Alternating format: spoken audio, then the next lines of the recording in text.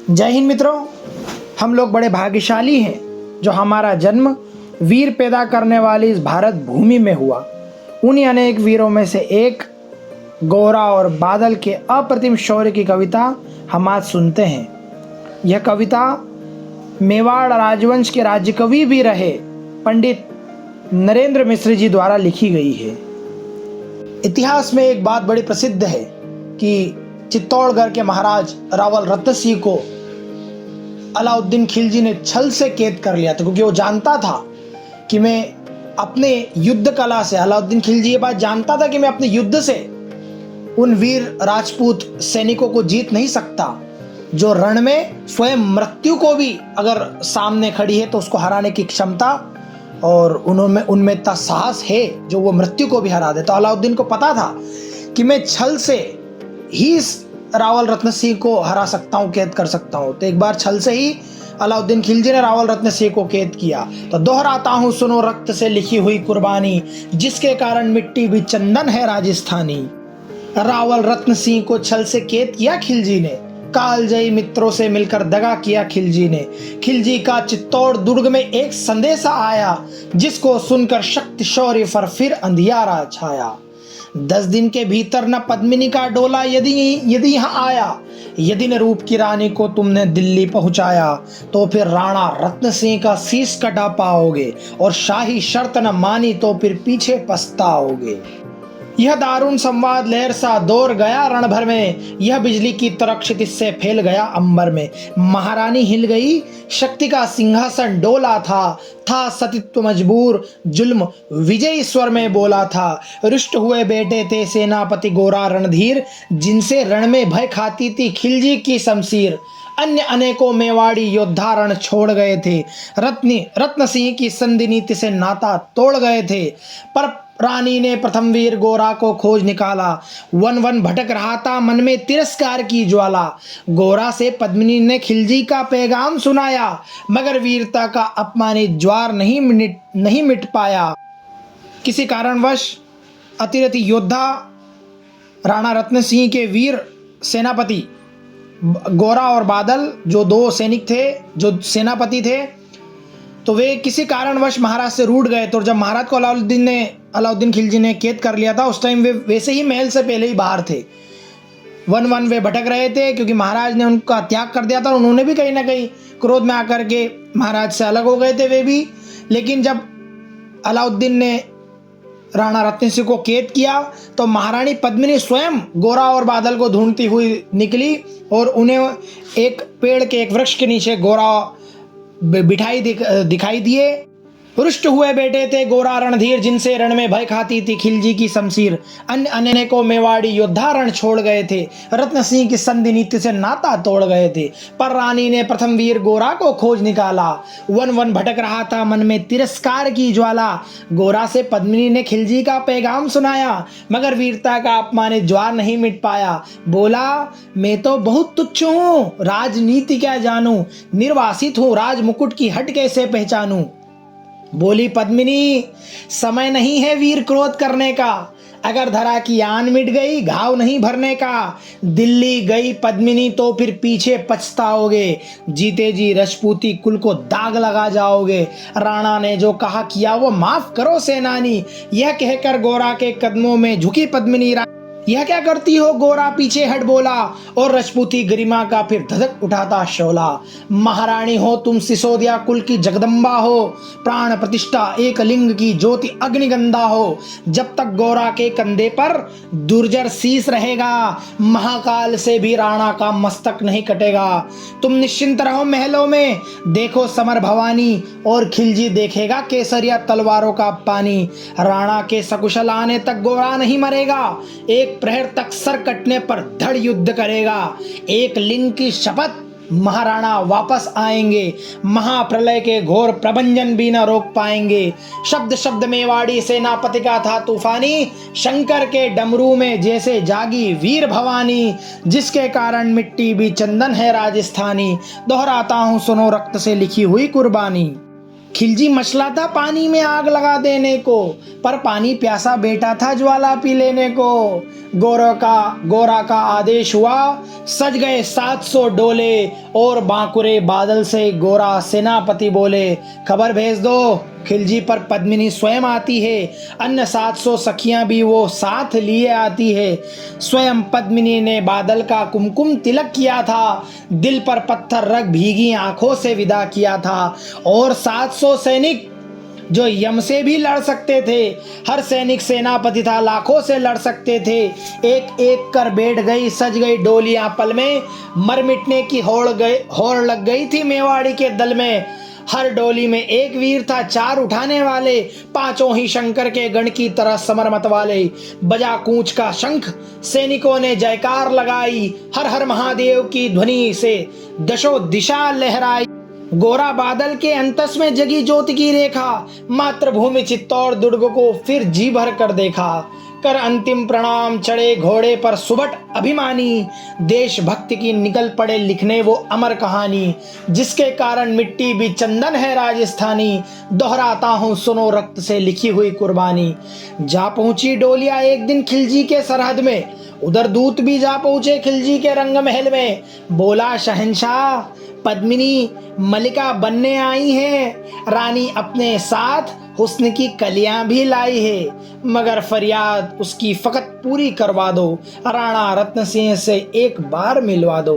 खिलजी उछल पड़ा, कहा फौरन हुक्म दिया था, बड़े शौक से मिलने का शाही फरमान दिया था। वह शाही फरमान दूत ने गोरा तक पहुंचाया। गोरा झूम उठे, उस क्षण बादल को पास बुलाया। बोले बेटा, वक्त आ गया अब कट मरने का, मातृभूमि मेवाड़ धरा का दूध सफल करने का। यह लोहार पद्मिनी भेष में बंदित ग्रह जाएगा, केवल 10 डोलियां लिए गोरा पीछे धाएगा। यह बंधन काटेगा, हम राणा को मुक्त करेंगे। घुड़सवार कुछ उधर आड़ में ही तैयार रहेंगे, जैसे ही राणा आए वो सब आंधी बन जाए और उन्हें चित्तौड़ दुर्ग पर वो सकुशल पहुंचाए। अगर भेद खुल जाए वीर तो पल की देर न करना, और शाही सेना आ पहुंचे तो फिर बढ़कर रण करना। राणा जाए जिधर, शत्रु को उधर न बढ़ने देना, और एक यवन को भी उस पथ पर पांव न धरने देना। मेरे लाल लाडले बादल आन न जाने पाए, तिल तिल कट मरना मेवाड़ी शान न जाने पाए। ऐसा ही होगा काका, राजपूती अमर रहेगी, बादल की मिट्टी में भी गौरव की गंध रहेगी। तो फिर आ बेटा बादल, सीने से तुझे लगा लूं, हो न सके शायद अब मिलना, अंतिम लाड़ लड़ा लूं। यह कहकर बाहों में भर कर बादल को गले लगाया। धरती कांप गई, अंबर का अंतस मन भर आया। सावधान कह पुनः पथ पर बड़े घोड़ा सेनानी, पोंछ लिया झट से मुड़कर बूढ़ी आंखों का पानी, जिसके कारण मिट्टी भी चंदन है राजस्थानी।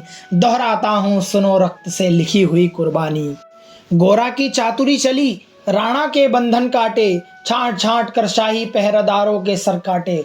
लिपट गए गोरा से राणा, गलती पर पछताए। सेनापति की नमक हलाली देख नयन भर आए, पर खिलजी का सेनापति पहले से ही शंकित था। वह मेवाड़ी चट्टानों वीरों से आतंकित था। जब उसने लिया समझ पद्मिनी नहीं आई है, मेवाड़ी सेना खिलजी की मौत साथ लाई है, पहले से तैयार सैन्य दल को उसने ललकारा। निकल पड़ा टिड्डी दल रण का, बजने लगा नगाड़ा। दृष्टि फिरी गोरा की, मानी राणा को समझाया। रण मतवारे को रोगा, जबरन चित्तौड़ पटाया।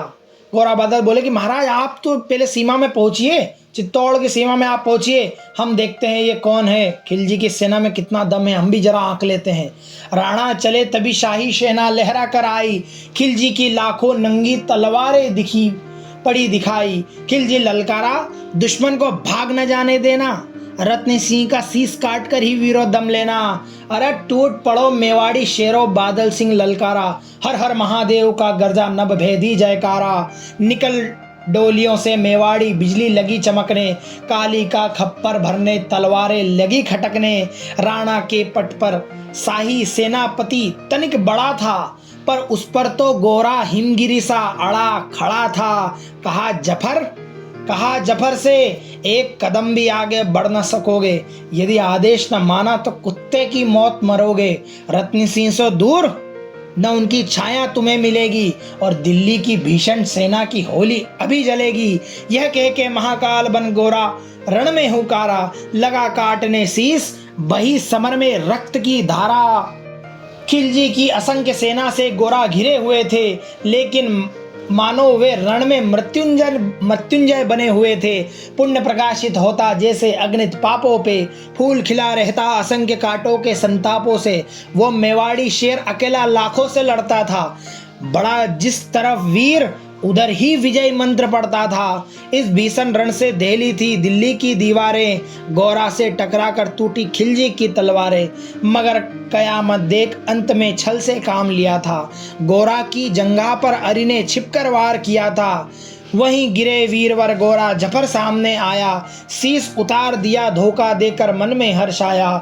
मगर वाहर मेवाड़ी गोरा का धड़ भी दौड़ा, किया जफर पर वार कि जैसे सिर पर गिरा हथौड़ा। एक ही वार में शाही सेनापति चीर दिया था, जफर मोहम्मद को केवल धड़ ने निर्जीव किया था। जो ही जफर कटा शाही सेना का साहस लर्जा, काका का धड़ देख बादल सिंह महारुद्र सा गरजा। अरे कायरो नीच बांगड़ो, छल से रण करते हो, किस बूते पर जवान मर्द बनने का दम भरते हो। यह कहकर बादल उस क्षण बिजली बन करके टूटा था, मानो धरती पर अंबर से अग्नि शिरा छूटा था। ज्वालामुखी फटा हो जैसे दरिया हो तूफानी, सदियों दोहराएगी बादल की रणरंग कहानी। अरी का भाला लगा पेट में आते निकल पड़ी थी, जख्मी बादल पर लाखों तलवारें खिंची कड़ी थी। कसकर बांध लिया हाथों को केसरिया पगड़ी से, रंचक दिगा न वह प्रलयंकर सन्मुख मृत्यु खड़ी से। अब बादल तूफान बन गया, शक्ति बनी फौलादी, मानो खप्पर लेकर रण में लड़ती हो आजादी। उधर वीरवर गोरा का धड़ अरिदल काट रहा था, और इधर बादल लाशों से भूदल पाट रहा था। आगे पीछे दाएं बाएं जमकर लड़ी लड़ाई, उस दिन समर भूमि में लाखों बादल पड़े दिखाई। मगर हुआ परिणाम वही जो अंत में होना था, उनको तो कण कण अरियों के शोण में धोना था। मेवाड़ी सीना में राणा सकुशल पहुंच गए थे, गारो बादल गोरा बादल तिल तिल कट रण में खेत रहे थे। एक एक कर मिटे सभी मेवाड़ी वीर सिपाही, रत्न सिंह पर लेकिन रंचक आँच न आने पाई। गोरा बादल के शव पर भारत माता रोई थी, उसने अपनी दो प्यारी ज्वलंत मणियां खोई थी। धन्य धरा मेवाड़, धन्य गोरा बादल अभिमानी, जिनके बल से रहा पद्मिनी का सतीत्व अभिमानी, जिनके कारण मिट्टी भी चंदन है राजस्थानी। दोहराता हूँ सुनो रक्त से लिखी हुई कुर्बानी, दोहराता हूँ सुनो रक्त से लिखी हुई कुर्बानी। साथियों, यदि दिल से आपको मेरा ये छोटा सा प्रयास अपने वीरों के प्रति श्रद्धांजलि अर्पित करने का पसंद आया हो, तो वीडियो को लाइक करें, शेयर करें और इसे सब्सक्राइब करें। बोल भारत माता की जय। जय हिंद।